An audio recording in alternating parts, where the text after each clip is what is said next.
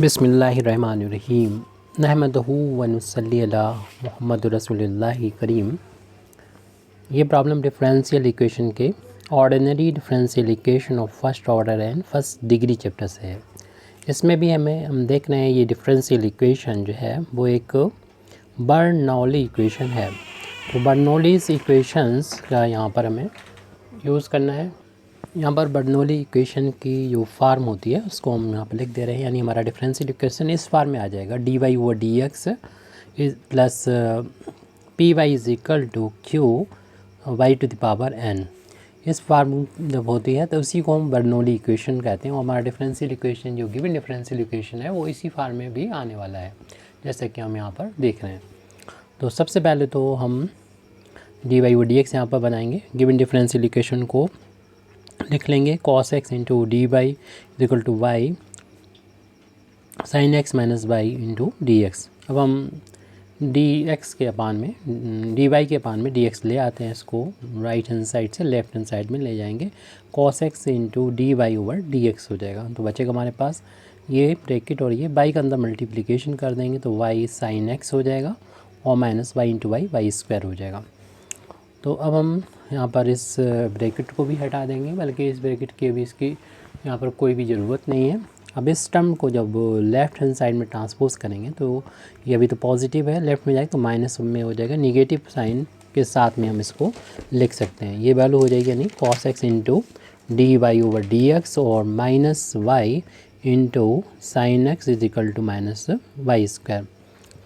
अब हम यहाँ पर इस फार्म में जो कि बनाना है हमको बन जाएगा d cos x d y o d x. वैसे तो हमने शुरुआत से ही देखना चाहिए कि वेरिएबल क्या सेपरेट होंगे। जब x और y यहाँ पर टर्म हों अलग अलग, x y दोनों टर्म हों बिटवीन साइन माइनस या प्लस हो, तो इन वेरिएबल को सेपरेट नहीं कर सकते। वैसे शुरुआत में हम लोग सबसे पहले देखेंगे कि सेपरेट कर सकते हैं, तो नहीं कर सकते।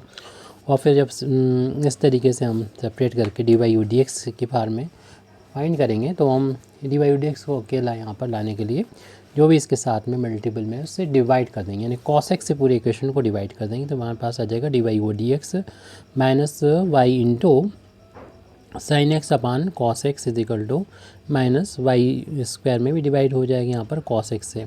साइन अपान cos की जगह पर आप लिख सकते हैं tan x लिख सकते हैं, और इंटू मानते हुए 1 का यहाँ पर 1 अपान cos यहाँ sec लिख सकते हैं। तो y इंटू यहाँ पर हो जाएगा साइन अपन कॉस टेन एक्स और यहाँ पर माइनस वाई स्क्वायर इंटू 1 अपन कॉस को हम यहाँ पर सेक एक्स लिख देंगे।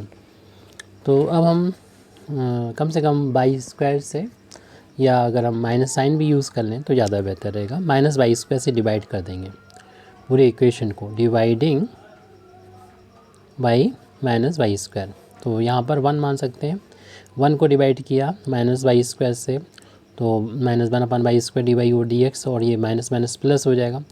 वाई अपान वाई स्क्वायर कर दिया, यहाँ माइनस माइनस प्लस हो चुका है, और टेन एक्स को एज इट लिख देंगे। और यहाँ पर भी हमने minus y square sec x था उसको माइनस वाई से स्क्वायर से डिवाइड किया तो माइनस माइनस कैंसिल हो गया, वाई स्क्वायर से वाई स्क्वायर कैंसिल होते हुए दिखा दिया। इधर वाई से एक पावर कैंसिल हो जाएगी, बचेगा हमारे पास minus 1 upon y square d y over d x, और 1 ऊपर बचा हुआ है 1 upon y into tan x. इसके बाद हम लोग क्या करते हैं, बचा है हमारे पास यहाँ पर सेक एक्स। इस इक्वेशन को हम जब हमें ये फार्म मिल गई थी यहाँ पर आपके कंपेयर कर सकते थे बर्नौली इक्वेशन से इसको, और तब हम देखते हैं जो भी यहाँ पर y की पावर हो उससे डिवाइड कर देते हैं। बर्नौली इक्वेशन को कैसे सॉल्व किया जाता है वो यहाँ पर हम देख रहे हैं। फिर इसके बाद यहाँ पर y का जो भी हमारे पास टर्म हो, फैक्टर हो, उसको हम एक नए वेरिएबल में बदल लेते हैं, यानी इंडिपेंडेंट वेरिएबल यहाँ पर x है और डिपेंडेंट वेरिएबल y है। अब y का रोल हमारा अब v अदा करेगा, यानी y का रोल अब v अदा करेगा, तो 1 अपान y को हम v मान लेंगे। और फिर इसको डिफ्रेंशिएट करना होगा तो उसके लिए पहले हम y को ऊपर ले जाते हैं, अभी पावर नहीं लिखी तो प्लस 1 है, ऊपर ले जाएंगे तो माइनस 1 हो जाएगी, यानी न्यूमरेटर में ले जाएंगे तो। और हम इसको जब डिफ्रेंशिएट करेंगे तो पावर आगे आ जाएगी -1, और जितनी भी पावर होगी y की उसमें से एक कम हो जाएगा। क्योंकि x नहीं था y था, इसलिए दोबारा से हम y का डिफ्रेंशिएशन x के रिस्पेक्ट में करेंगे। राइट हैंड साइड में यहाँ पर v है तो v का डिफ्रेंशिएशन भी जब x के रिस्पेक्ट में करेंगे मिलेगा d b over d x मिलेगा। तो इससे हम सॉल्व कर रहे हैं, -1 का इसमें इंटू होकर y की पावर -2 हो जाएगी ये, इंटू में dy/dx। अब पावर को अगर प्लस कर लें तो वही हमें मिल जाएगा जो कि हमें ज़रूरत है, यानी माइनस तो है ये 1/y की पावर +2 हो जाएगा dy/dx। और हम चूँकि y को हटाना चाहते हैं, v की फार्मूला आना चाहते हैं, ये पूरी वैल्यू हम देख रहे हैं कि इस इक्वेशन में ये है, यानी इक्वेशन नंबर आप इससे चाहें तो 1 डाल दें, तो इसकी जगह पर हम लिख सकते हैं dv/dx लिख सकते हैं, और 1/v की जगह पर हमने मान ही लिया, 1/y की जगह पर v के बराबर रख देंगे। तो इक्वेशन नंबर 1 जो है वो रिड्यूस हो जाएगा इस फॉर्म में। Equation 1 reduces as follows. तो ये वैल्यू हो जाएगी dv/dx और प्लस v इंटू ये tan x और राइट हैंड साइड में sec x। अब ये जो हमारे इक्वेशन बनी है वो लीनियर डिफरेंशियल इक्वेशन है। इसकी कंपेयर करेंगे आप dy/dx प्लस का py = q। ये इस फॉर्म में पढ़ी होगी आपने, इससे पहले भी p और q x के फंक्शन थे, यहाँ पर भी x के फंक्शन है, यानी p और q ये बर्नौली इक्वेशन लिखी, वहाँ पर भी p और q x के फंक्शन, यहाँ पर भी x के फंक्शन है, और y dependent variable, x independent variable. लेकिन हमारा ये y की जगह पर आपको मालूम है v हो गया, कोई फ़र्क नहीं पड़ता, इससे कंपेयर इसी जैसे करेंगे। तो इसका इस डिफरेंशियल इक्वेशन का, ये लीनियर डिफरेंशियल इक्वेशन कहलाता है। इसके लिए सबसे पहले हम यहाँ से y का कोफिशिएंट, यानी हम v का कोफिशिएंट यहाँ पर कलेक्ट कर लेंगे, जिसे p बोलते हैं। तो p की वैल्यू यहाँ पर v का कोफिशिएंट होगी वो tan x हो जाएगी, और राइट हैंड साइड में q होता है, इसकी वैल्यू यहाँ पर देख रहे हैं sec x होती है। तो इस तरीके का डिफरेंशियल इक्वेशन होता है, हम लोग जानते हैं। इसका सोल्यूशन होता है y यानी dependent variable into integrating factor, और फिर इसके बाद राइट हैंड साइड में q यानी, और यहाँ पर इंटीग्रेटिंग फैक्टर के साथ मल्टीप्लाई करके इंडिपेंडेंट वेरिएबल के साथ इंटीग्रेट कांस्टेंट ऑफ इंटीग्रेशन, इसका सोल्यूशन होता है। अब इंटीग्रेटिंग फैक्टर क्या होता है? तो इंटीग्रेटिंग फैक्टर जो होता है वो आपको हम यहाँ पर लिख दे रहे हैं, फार्मूला होता है जिससे हम वैल्यू निकालते हैं। वैसे एक वैल्यू होती है जो मल्टीप्लाई कर देंगे तो डिफरेंशियल इक्वेशन एग्जैक्ट बन जाता है, लेकिन हमें बस फार्मूला याद करना है। इस तरीके की अगर लीनियर डिफरेंशियल इक्वेशन बन जाती है तो इसके फार्मूला क्या होता है इंटीग्रेटिंग फैक्टर का, e⁻p इंटू dx। एक्स यहाँ पर ध्यान रहे कि इंडिपेंडेंट वेरिएबल होना चाहिए, तो वो x है। अगर कोई और वेरिएबल है तो उसका यूज़ कर लेंगे। p की वैल्यू अपनी ये tan x है, और tan x का हमें इंटीग्रेशन मालूम ही है। ये क्या होता है, ये माइनस का log cos x भी होता है, और log अगर प्लस में लिखना चाहें sec x होता है। तो हम प्लस में ही लिख रहे हैं ताकि हम e से log हटा देंगे। फार्मूला मालूम ही है आपको, e की पावर में अगर log है तो हट जाएगा दोनों, ओनली जो log के साथ में sec x है वही आ जाएगा। तो इंटीग्रेटिंग फैक्टर आ गया ये। अब हम इस डिफरेंशियल इक्वेशन का, जिस इक्वेशन हम 2 डाल रहे हैं, उसका सोल्यूशन लिख सकते हैं। तो सोल्यूशन ऑफ डिफरेंशियल इक्वेशन जो लास्ट में है, हालांकि ये वो अपना जो गिवन डिफरेंशियल है इस एक्चुअल में उसी का सोल्यूशन है, लेकिन अभी v की वैल्यू इसमें छुपी हुई है, वो हमें वापस करना होगी अकॉर्डिंग टू हमने जैसे लेट किया था।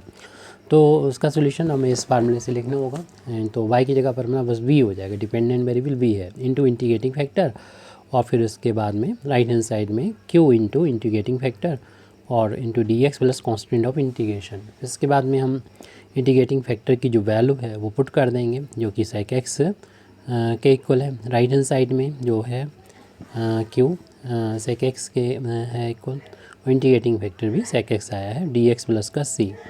तो v into sec x is equal to sec into sec x हम लोग जानते हैं कि sec स्क्वायर x हो जाएगा, और sec स्क्वायर x का इंटीग्रेशन हम लोग जानते हैं tan x होता है, क्योंकि tan x का डिफरेंशिएशन sec स्क्वायर x और sec स्क्वायर x का इंटीग्रेशन tan x, क्योंकि इंटीग्रेशन डिफरेंशिएशन की अपोजिट प्रोसेस होती है। तो हम उसको, तो y इंटू y तो v होगा ही नहीं, v into sec x is equal to sec x का इंटीग्रेशन tan x है, और प्लस कॉन्स्टेंट ऑफ इंटीग्रेशन जो कि हमने रख दिया है c के इक्वल। अब हम v की वैल्यू जो अपनी तरफ से मानी हुई थी उसको हम वापस कर देंगे। v की वैल्यू देखिए कहाँ मानी थी, ये मानी थी हमने, v की वैल्यू है 1/y है, ब्रैकेट लगा दिया था हमने, इसकी कोई ज़रूरत नहीं है। वैल्यू पुट कर दें यहाँ पर, और इसको हम साइन और कॉस में कन्वर्ट कर दें, या ऐसे भी छोड़ सकते हैं। 1/y इंटू sec x, पहले हम ऐसे लिख देते हैं इसको, सिर्फ v की वैल्यू वहाँ से पुट कर दी, आंसर आ चुका है, यानी जनरल सोल्यूशन आ चुका है जो गिवन डिफरेंशियल इक्वेशन है। क्योंकि एक 1 ऑर्डर का था तो एक ही आर्बिट्री कांस्टेंट है, तो इसलिए इसका जनरल सोल्यूशन कहलाएगा ये।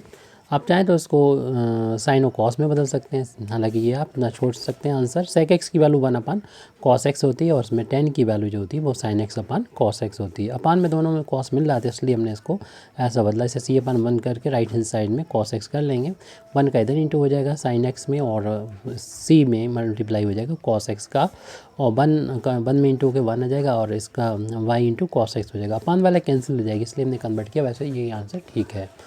तो बचा कितना लेफ्ट हैंड साइड में 1/y बचा हुआ। राइट हैंड साइड में हम इसको पहले लिख देते हैं c इंटू कॉस एक्स, फिर बाद में हम साइन एक्स को लिख देंगे, हालांकि कैसे ही लिख सकते हैं। और ये हमारा कंप्लीट यहाँ सोल्यूशन आ चुका है, यानी ये गिवन डिफरेंशियल इक्वेशन का जनरल सोल्यूशन कहलाएगा। Thank you very much Indeed for listening me. व आखिर दावाना अल्हम्दुलिल्लाहि रब्बिल आलमीन।